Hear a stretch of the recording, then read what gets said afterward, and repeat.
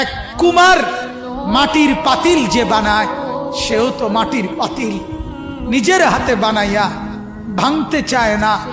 9 মাস আমি নিজের হাতে মায়ের পেটে রেখে আমি যারে বানাইছি, আমি নাক লাগাইছি, চোখ লাগাইছি, 1 দিন 2 দিন না, 9 মাস আমি যারে বানাইলাম, আমার হাতে গড়লাম, আমার হাতে সাজাইলাম, আজ তাকে আমি কেমনে ধ্বংস করে দেই, কেমনে ধ্বংস।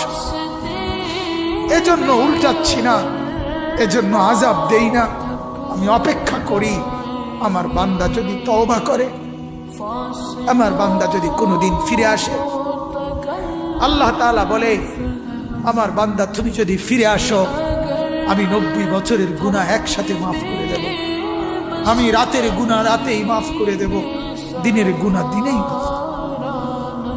তুমি আইসো আমার কাছে, মাফ করে দেব।